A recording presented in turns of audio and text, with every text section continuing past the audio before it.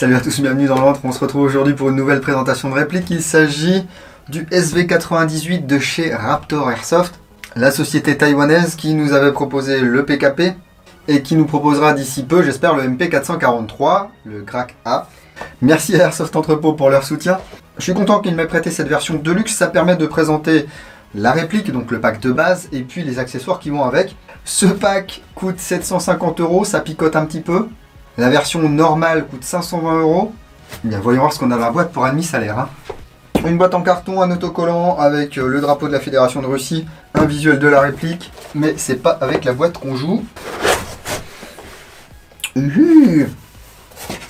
Alors, de prime abord, on va avoir toute la doc, les consignes de sécurité, de garantie et tutti quanti, et le petit manuel de chez Raptor.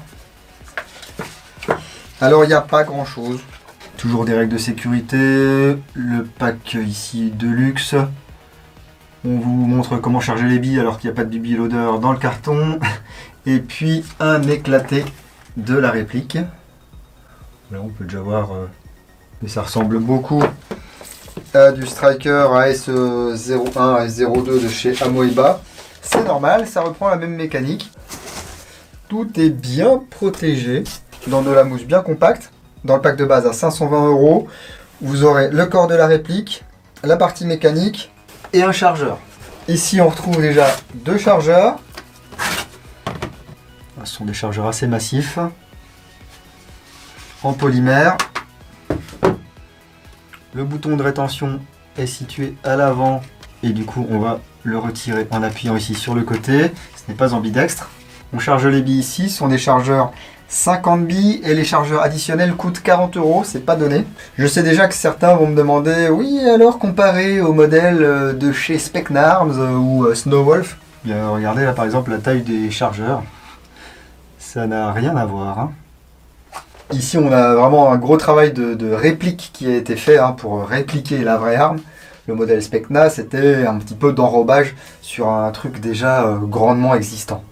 Ensuite dans cette version Deluxe, on va trouver un cache-flamme alternatif, voilà, ou un frein de bouche si vous préférez. Un cache-flamme n'est pas forcément un frein de bouche et inversement, c'est beau. On va également avoir un modérateur de son, voilà, qui va se visser. Alors il n'y a pas de mousse à l'intérieur, il n'y a rien du tout. Hein. À vous de bricoler. Ici on va pouvoir dévisser pour le bruit. Et on peut mettre de la mousse ou n'importe quel autre matériau qui va atténuer le son. Ensuite, on a la poignée de transport. Cette poignée n'est présente que dans la version Deluxe. Donc là encore, si vous achetez la version à 520 €, vous n'aurez pas cette poignée de transport. Un sachet avec les patins en caoutchouc du bipied ainsi que les vis d'assemblage de la réplique. Et puis la réplique qui est séparée en deux. Donc partie cross et partie mécanique. Toute la structure ici est en contreplaqué, que vous pouvez aussi entendre appeler lamellé collé. L'intérieur c'était creusé ensuite, c'était travaillé. C'est très très chouette. Hein. On est vraiment sur un autre niveau par rapport à la réplique de chez Specnarms. Ne serait-ce qu'au niveau ici du talon de crosse qui est en caoutchouc relativement mou. On va avoir bien entendu le réglage ici de ce talon qui peut coulisser.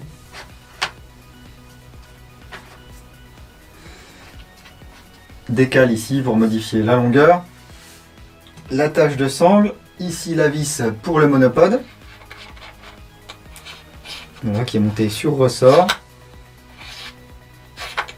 et ici les vis de réglage de l'appui-joue en bois avec des cales ici, et on va pouvoir le décaler à droite ou à gauche.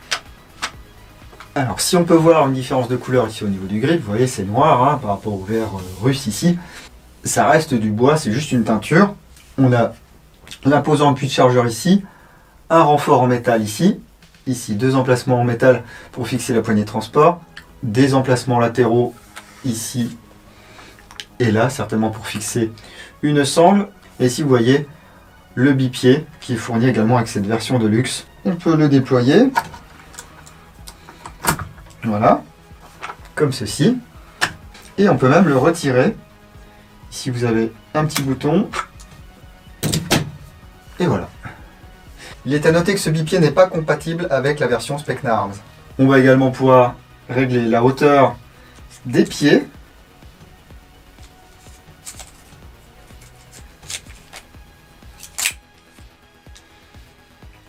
Et ceci indépendamment. Et là, je peux lui fixer ses patins en caoutchouc. Comme ceci.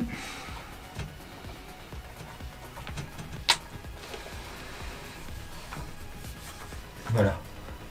On a plus d'appui, ça glisse moins, mais ça nous empêchera de rétracter du coup le bipied dans le corps de cette réplique. Et puis on a la partie mécanique ici, donc le canon externe, le compensateur, le guidon qui est réglable en hauteur, le rail Picatinny. On n'a pas de hausse livrée avec cette réplique, ce qui fait qu'il faudra obligatoirement l'utiliser avec une lunette qui n'est pas fournie non plus dans la boîte. Donc le corps ici, on a un levier de sûreté, ici la culasse, voilà, donc avec une très faible course, mécanique de striker oblige, le puits de chargement ici, le trigger group. Alors contrairement aux premières générations de striker, on n'a pas d'indicateur de chargement ici, de toute façon a priori c'était une source de panne. Pour monter ceci dans cela, c'est pas compliqué, on y va très doucement, on prend son temps. Voilà, ça rentre très très bien. Et ensuite on a deux vis qui sont bien entendu fournies dans la boîte. Une courte, une longue.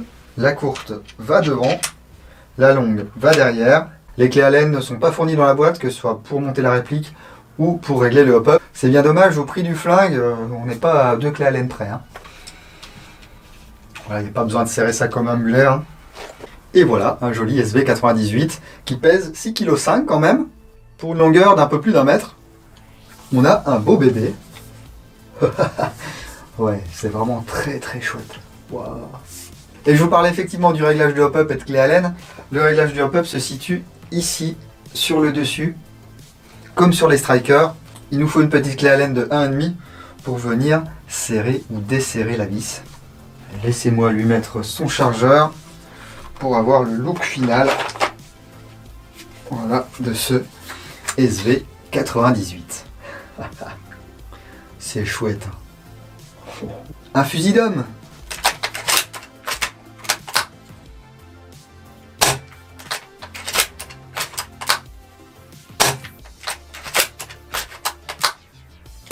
Ça manque peut-être un petit peu de gras.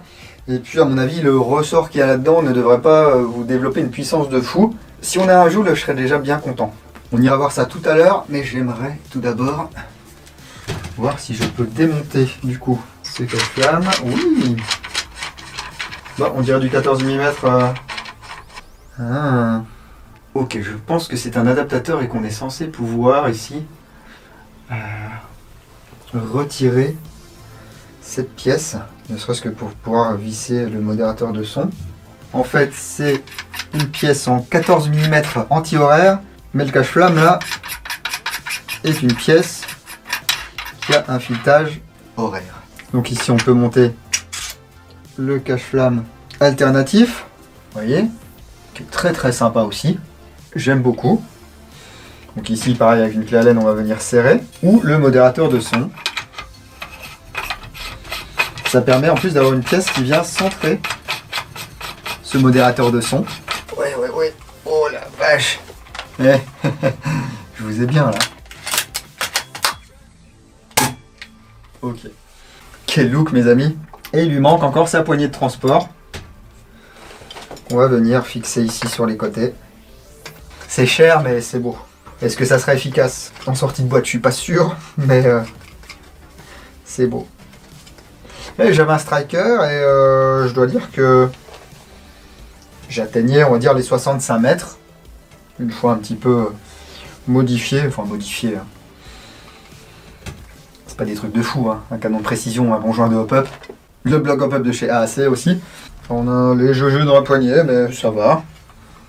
Ça va. Hein, c'est sympa ça. Devinez combien je pèse et je vous fais gagner cette réplique. Non, c'est pas ça. Vous énervez pas, la réplique elle est pas moi les gars.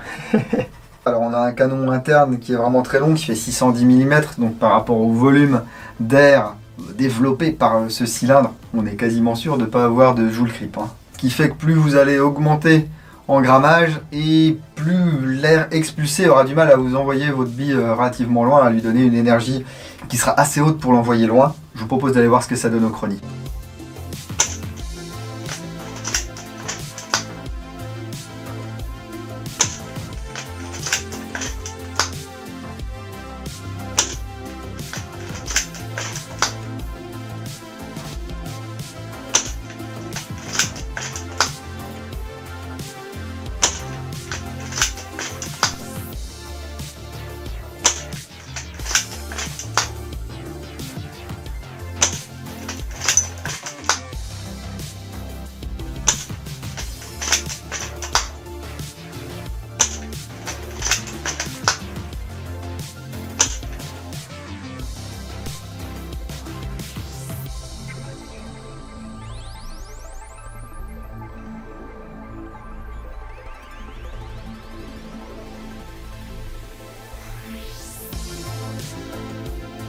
Bon, vous voyez, 345 fps, je vous l'avais dit, on est à peu près à 1 joule.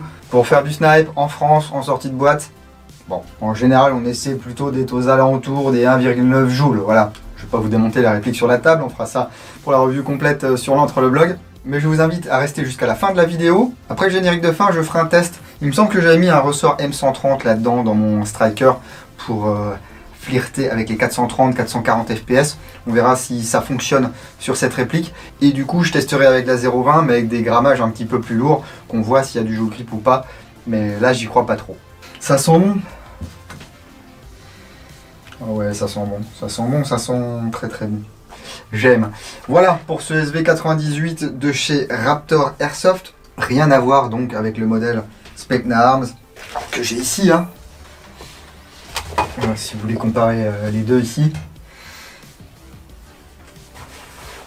Bah, il y a un jouet et puis il y a une réplique. Voilà. Alors, au niveau performance, les deux seront peut-être équivalents parce que les deux ont une mécanique qui n'est pas forcément la mécanique la meilleure sur une réplique à verrou. Hein. Dans un cas, une mécanique de L96 Tokyo Marui, mais pas tout à fait pareil parce qu'on a un cylindre qui est un petit peu plus large, un piston qui est un petit peu plus large, et de l'autre côté, une mécanique de Striker AS01 de chez RS qui offre également un volume d'air minime par rapport à la taille du canon. Alors vous me direz, bah, t'as qu'à mettre un canon court.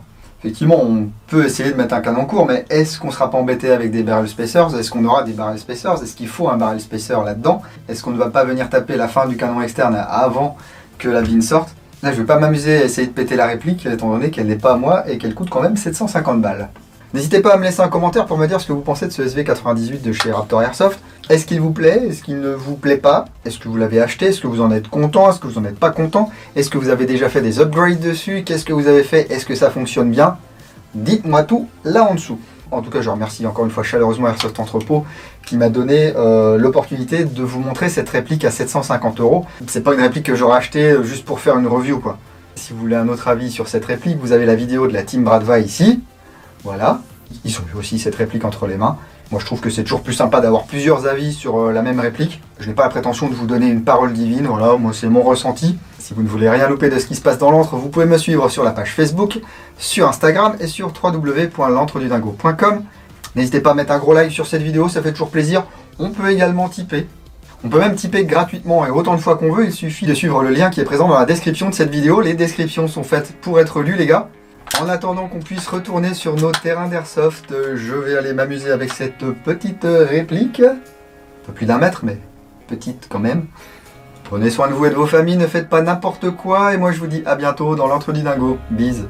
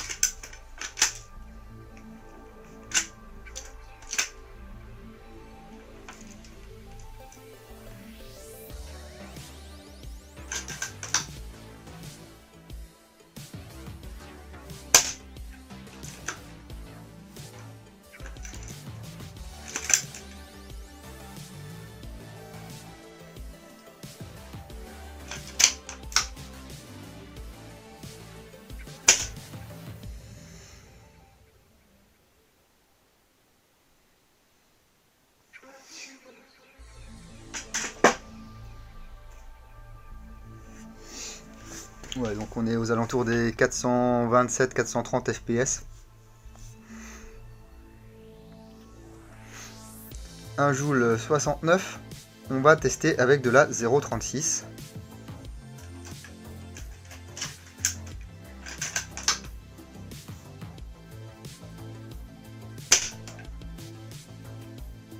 Donc la première, c'est une 0,20.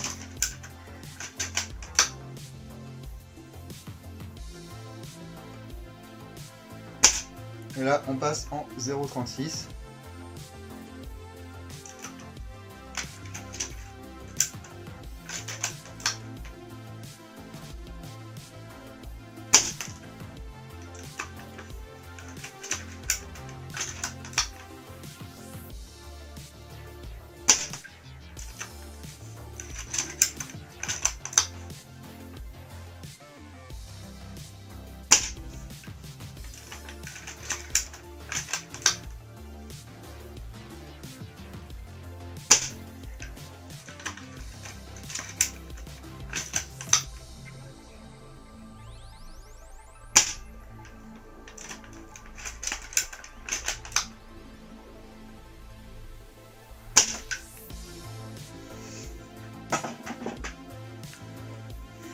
On a quand même une régularité assez sympa, 320, 323, 1,71 joules. Donc on est quasiment pareil qu'à la 0,20. Je vais tester à la 0,40 maintenant. Il est possible que la première qui parte soit une 0,36. Non, je suis pas sûr là.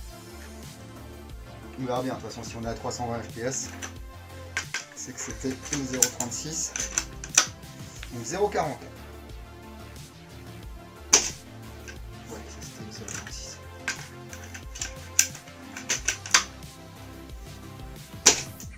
Voilà, 298 FPS, 1 joule 65, on a un tout petit peu baissé.